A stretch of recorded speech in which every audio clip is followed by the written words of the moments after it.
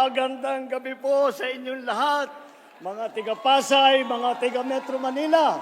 At nabisita po tayo na marami na nanggagaling po sa iba't ibang lugar. Magsiupo po tayo at mga 2 oras itong speech ko. Bago po tayo pagbigyan niyo po ako at binibilang ko lang yung aming mga kandidato dahil tinitiyak ko na kumpleto at wala pang napasabugan ng Granada. Kaya naman wala po kayo maririnig ng mga ganyan. Yan na po ang kaibahan ng alyansa sa lahat ng mga ibang tumatakbo dito sa halalan na ito.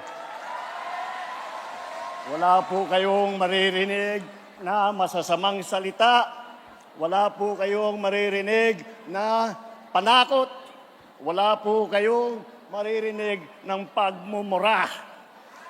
Dahil po, nakita nyo naman po, narinig nyo po ang programa ng ating mga kandidato.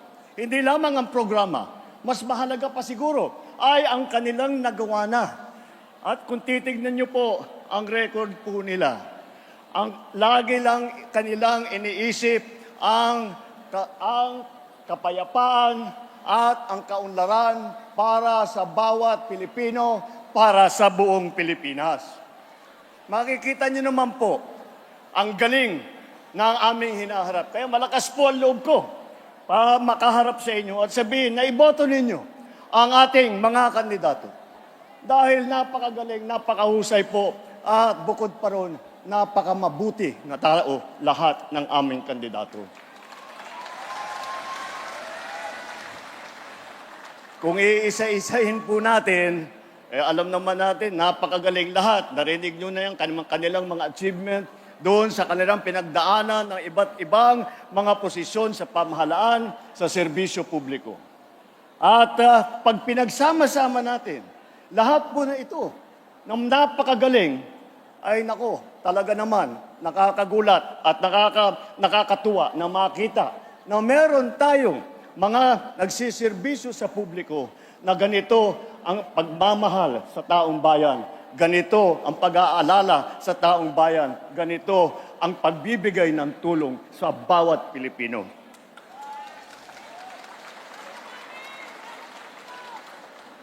Tignan po natin ang ating grupo dito. Baka hindi po nyo nabibilang. Sabihan ko sa inyo, 8 po sa kanila ay naging senador na. Senator Cayetano, Senator Lacson, Senator Lapid, Senator Marcos, Senator Pacquiao, Senator Revilla, Senator Soto, Senator Tolentino. Lahat po yan, dumaan na sa Senado. Kaya naman po, pagka nailuklok na sila sa kanilang posisyon bilang senador ulit, ay makikita po natin, hindi na po sila kumakapa-kapa sa kanilang trabaho. Alam na po nila kung ano yung gagawin. Alam na po nila ano ang pangangailangan ng tao dahil habang buhay na silang nagseserbisyo sa inyong lahat. 7 naman ang nanggaling sa House of Representatives na naging congressman. Nandito po, naging congressman, Congressman Abalos, Congressman Binay, Congressman Cayetano, Congressman Marcos, Congressman Pacquiao, Congressman Tulfo, at Congressman Villar. Hindi na po sila bagito sa ganitong klaseng trabaho, subok na sa mababang kapuluan at sa batasan. At meron din po sa ating mga kasama rito na umupo na sa tinatawag na cabinet rank position. Ibig sabihin, katumbas ng isang sekretary ng ating nakalihim ng isang departamento. Andyan po ang naging sekretary ng DILG, si Secretary Abalos, na napakaganda ang naging performance niya. Andyan din po at naging Secretary Tulfo ng DSWD.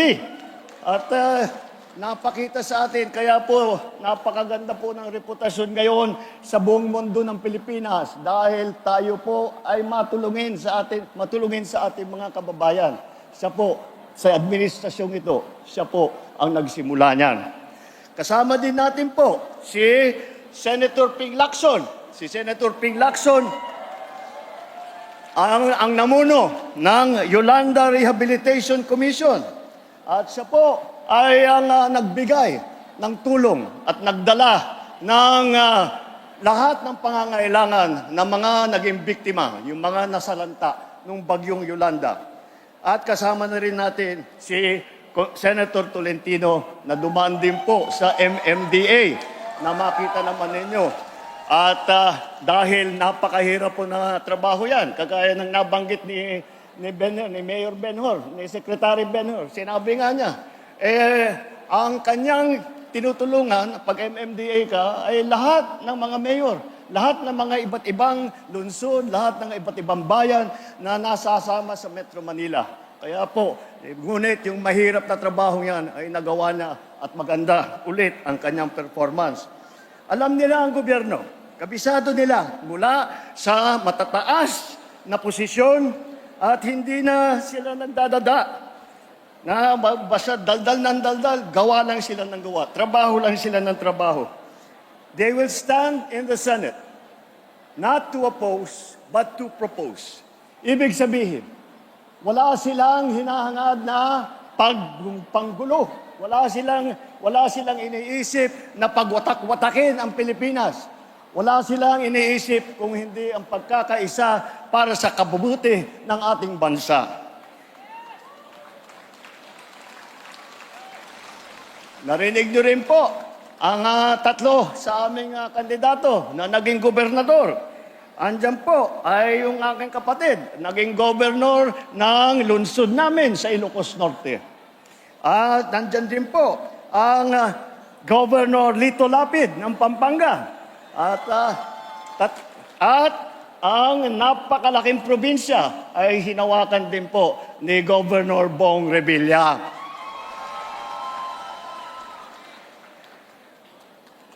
Meron din po tayo mga mayor ng mga malalaking lungsod. Andyan din si Mayor Abalos dati ng Mandaluyong kung saan nakatanggap ng karami-rami na pagkakakilala sa magandang pangyayari sa Mandaluyong. Nandyan naman si Mayor Abby Binay na maraming dalampala galing sa Makati. At siya po ay humawak ng Makati, yung pinakamayaman na lungsod sa buong Pilipinas. Alam niyo po, kung akakalain po ninyo na dahil maraming pera, maraming pondo, ang isang lungsod ay madali ang trabaho. Hindi po. Mas nagiging mahirap ang trabaho dahil sa dami ng kailangan gawin at sa dami ng kanilang mga iniisip na inisyatibo pampaganda ulit ng buhay ng bawat Pilipino. Andyan din po ang si Senator Tolentino na naging mayor naman ng Tagaytay. At huwag natin makakalimutan na alam nyo po, baka hindi nyo po alam, na ang unang Senator Soto ay si Senator Vicente Soto na galing naman sa Cebu.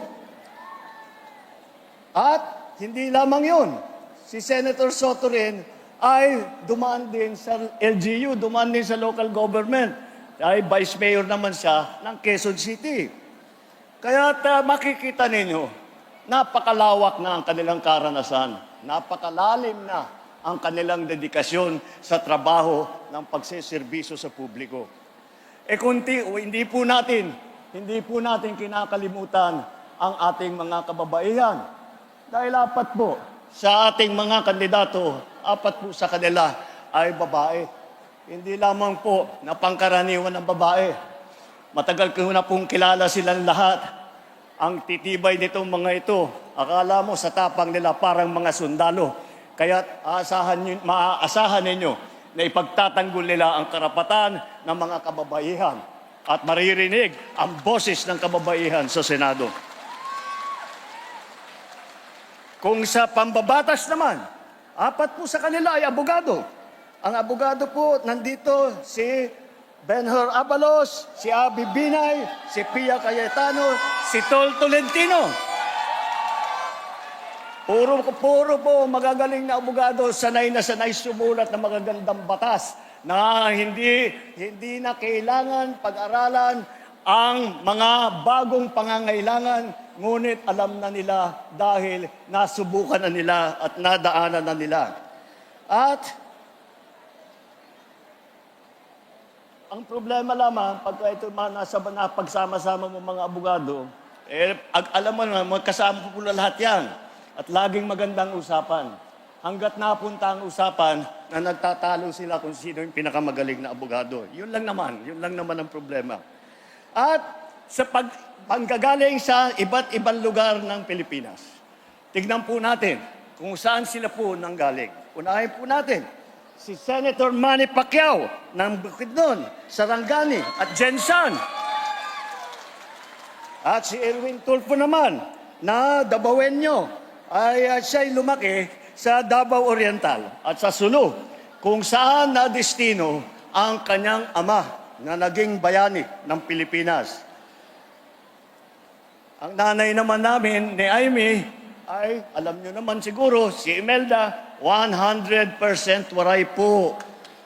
At alam natin, baka hindi nyo po nalalaman na ang mga ninuno ni Camille Villar, sila po ay nanggaling sa Iloilo, mga Ilonggo po. Mga kababayan, malinaw po sa kanilang pagtalumpati at sa kanilang mga pinapanalangin para sa ating bansa na kung ano ang direksyon ng alyansa. Ito ay ang kaunlaran. Hindi pag-aaway-away, hindi ang pag-aapi. Ang kailangan po natin ay mag-unlad. Hindi po nananakot at nagsisisigaw. At ang kailangan po natin ay solusyon. Hindi po ang mga maiinit at maanghang na salita na wala namang kinalaman at wala namang kabuluhan. Ang mga kandidato ng alyansa ay kasama natin sa pagtataguyod ng interes ng kapakanan ng bawat Pilipino. Ipaglalaban natin ang ating soberanyo at karapatan sa pamamagitan ng diplomasya at dignidad. Hindi natin isusuko ni isang pulgada ng ating teritoryo at hindi tayo kailangan sumunod sa kahit na sinong mga dayuhan na kahit na pang sabihin nila. Tayo po ay may ganap na karapatan at dapat makinabang sa yaman ng ating sariling bayan. Sa laban kontra naman sa krimen at droga, hindi natin kailangan dumaan sa madugong solusyon. Wala kaming paniniwala na ang solusyon ay kailangan pumatay ng libong-libong Pilipino. May tamang paraan para tiyakin ang kapayapaan at kaayusan.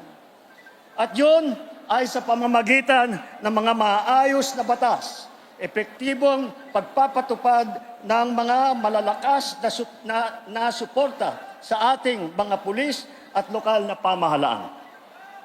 Sa ekonomiya naman, at sa trabaho, hindi natin kailangan umasa sa iligal na mga industriya tulad ng Pogo na naging pugad ng krimen at karahasan.